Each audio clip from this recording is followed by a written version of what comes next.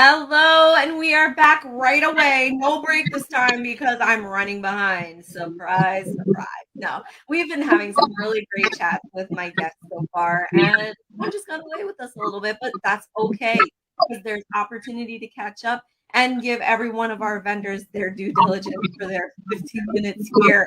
I am so grateful for Patricia. Thank you so much for being understanding. I apologize for being late. I'm so excited to have you here. How are you today? Very happy to be here. I'm fine. Thank you. I'm so grateful. So grateful. I always start out by asking people a simple question that, sometimes gets them off track a little bit, but I love the answer and how different it comes out. So, Patricia, who are you? Who am I? Well, I am a retired nurse turned real estate agent turned author, and I am a wife of 47 years, and mother of 4, grandmother of 5, and those are the most important things. So that's why I start with them. I came from Bethlehem, Pennsylvania originally. And we moved to North Carolina in about 90, lived several places. And now I am in Wake Forest, North Carolina. And I am not moving again because the big black hearse is going to take me out before anybody else takes me any other place. So. Wait, did I hear you right? Did you say you're originally from Bethlehem, Pennsylvania? Yes. So am I. Really? Yes. Oh my gosh. I was born, and both my boys were born in Bethlehem, and I literally lived there until I moved to Central PA. Oh my gosh. Oh, it is such a small world. Yeah. It's not very often that we hear, for the record, it's not very often you hear people say, I'm from Bethlehem, Pennsylvania. Usually it's Allentown or Easton or somewhere else around us, but it's very, very often sometimes. So, but it's so cool. It's our time of year. I graduated from Liberty and graduated from St. Luke's Hospital, nursing school. And then did my mom. We have to talk after this. Oh, we will. Yes. Oh my gosh. Okay. But I am living in Wake Forest, and I started writing really without having to for assignments in elementary school. And I always loved it. My mother loved to write, and of course, she would be like 101 right now. And at that time, there wasn't anything for people like the internet, but she just wrote because she loved it. And I think that's where I got it from. I got it from my mother. And I always said that if I had a chance, I was going to get something published for her. And that's kind of how I started out. I published my first book in 2014. That's called The Giggle Box. And that was actually inspired by my family, main character being one of my sons. But I have all 4 of them in there in some way, shape, or form in the little book. And it's a picture book. It's for children anywhere from 2, because it is a picture book and can be read, by a parent or somebody. Awesome. And I say up until 6 or 7. And at that point, they're moving on. But then they can move on to my next book, and that's called The Town of Alpaca. That actually won an International Book Contest Award for indie authors. It was a 3rd place in the children's storybook fiction category. So I'm very proud of that book. And that book came about after a foliage tour in the Blue Ridge Mountains of Virginia. We went up there and we passed this alpaca farm, and I said, oh man, I want to see these animals. I never saw one. And I just fell in love with those crazy animals. They're so cool. They're so cool. And then we came out, got in the car, and I kept thinking in my mind, my mind works really weird. Anybody who knows me will tell you it does. But I kept thinking of this old song in my mind, The Town of El Paso, like alpaca, El Paso, alpaca. I don't know where that came from, but I kept thinking about this song, The Town of El Paso. And I wrote the book on the way home in the car. And, of course, it went through several changes, but then that got published by Outskirts Press. And That's so exciting. it was really, we had fun doing it. My husband's a card, so we really had a lot of fun doing it.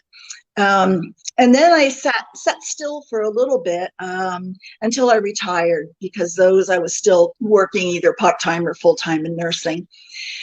And my third book, which is an adult book, that came about because I was working in the emergency room in Rocky Mount. And my head nurse came up to me one day and he said, "How would you like to put away bad guys?" And I'm going, "Oh yeah, I'd like to do that. How do I do that?" And he chose me and one other nurse in the department, sent us over to the University of North Carolina, Chapel Hill, and we took a week-long course on forensic nursing. And it was the most challenging, but the most fascinating education I've ever had. It was just so fascinating. And what we did when we got certified is we helped the police collect evidence for sexual assault cases, child abuse cases, and domestic abuse cases. And it was just amazing. I mean, it was like a whole new world was entered listening to these people and their stories, because I have no knowledge of any of that in my life. And, it just struck me, all these people, and the kids especially. The kids are the ones that really got to my gut. But I did that for a few years, and then that was a while back, but I never really forgot about these people and this subject. And I went on to become a legal nurse consultant, but I couldn't get any jobs in that because I didn't have any experience, but that's another story. So I never did that, but I was always interested in it. So lo and behold, I retired and I started writing and started writing a blog, took some freelance work, wrote a health article for a column for a newspaper in Canada, and did some freelance jobs for copy editing and things like that. And I wrote a blog, a WordPress blog. I still have it. And I did a series on domestic violence, child abuse. I don't think I did child abuse yet. I did domestic violence. I did and everything about that, how to get help, how to recognize if you've been sexually or assaulted or domestic abuse, and where to get help for it. So there were a total of 4 articles. And one day somebody wrote to me and said, "Will you tell my story?" And I looked at a name, and at this point I was just purely children, books. And I looked at and I recognized her name. She did not recognize me at first, but I said to her, I said, "I'm a children's book writer, but I would love to help you with this. Do you know who I am?" And she did not. And this is what I don't know how anybody else is, but I'm a Christian, and I totally believe in God things. I just really believe in God things. And this woman was the wife of a hospice patient of mine 13 years before I had met. And she, as soon as I said that, then she recognized who I was, but not until then. So we decided, this was meant to be. We were supposed to do this. And so we did. And we got together, and it was challenging. It was challenging for me. It was difficult for her, but we managed to get through it. And that house is called The Prettiest House on the Block. I have this, I have them here. That's what this one is. I guess you can see it, yeah. And this goes for $15. And after I wrote this book and got it published, she and I just decided that we just wanted to educate. So we're pushing the book more for education and awareness for people than for making money, because you don't make money as really as a writer. Unless you're like J.K. Rowling or something, but you just really don't make a lot of money. But it's something you do because you love and because it's a passion. And this is my passion.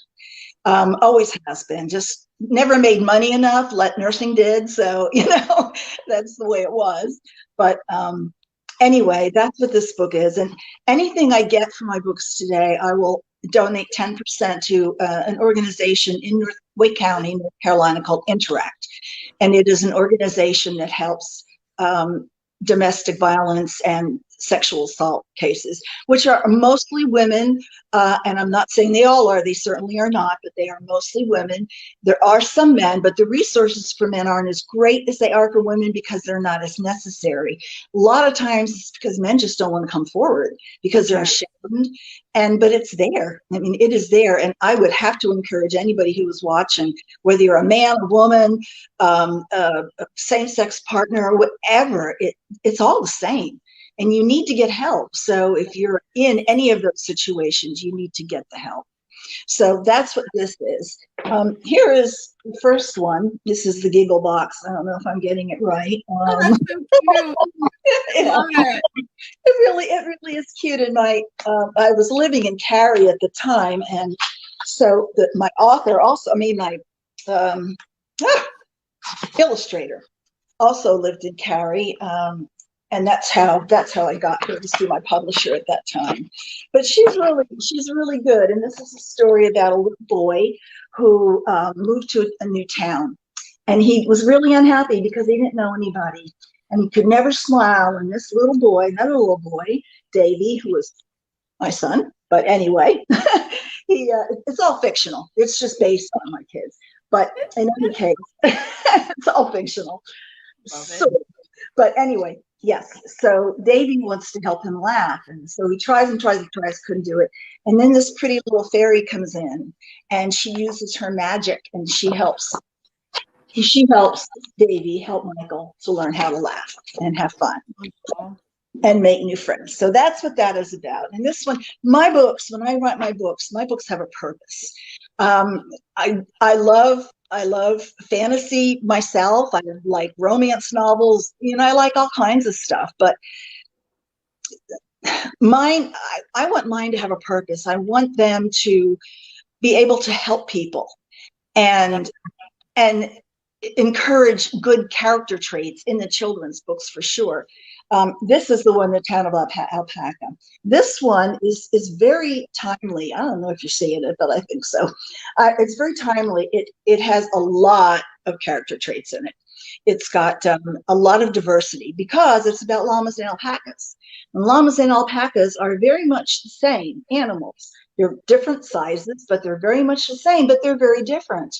And the alpacas did not like the llamas because some big llama came to town and ruined their town. So now their town was ruined and they hated all llamas.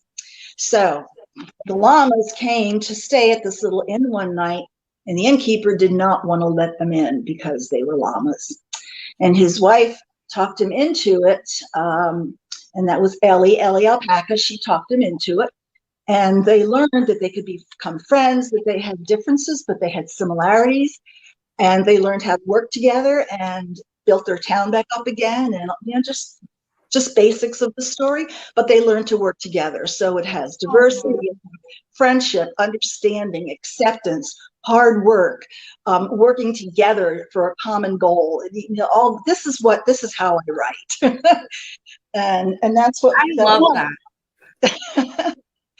It's just it's not your deep. I had a problem with aging my books, like whatever age, because I'm not trying to brag, I'm really not, but my grandchildren, I have 5 grandchildren, they are all way above their reading levels. And I write these books and I'm going, I don't know how to age them because they're way past this stuff. But not all kids are. And I talked to somebody about a couple people about it, and they said, well, there are lots of kids that still like these little stories. Absolutely. So, even some adults who haven't really coped with stuff that happened when they were kids with like stories like this. Yeah, it's kids they've got to learn values. They're losing so much right now in the world. They're losing manners sometimes, not all, but they're losing. The world is so divided that there's no sense of community or unity. It's every man for himself, or every group for themselves. And my books, I'm hoping to get kids and people together to understand that we're just not all that different, you know? So that's my goal. And I have another one in the works. It's Awesome. called the Dynamite Kids, and it's a group. And I did make the group. Well, actually, they were really diversified. My daughter and my oldest two, when they were young, they had a little group, a little club back in Pennsylvania, and they called themselves the Dynamite Kids. And they got together and everything. But one time they did a food collection, and they went around the neighborhood and collected food and took it to the pantry and things like that. But they were all, there was an Indian girl, they were diverse, an Indian girl, there was an Asian girl, there was a Hispanic girl, there was I don't think there was an African American, and then it was diverse to begin with. So that's what I made. And the first book sets a main goal, but it's also a character development. Each chapter has an individual character that gets highlighted with their own little goal. And then if I choose to go on and do a series, and somebody wants to take my book and make it a series, I can do that. So that's the way I wrote it. That sounds exciting. I mean, it sounds like it could be a really interesting series.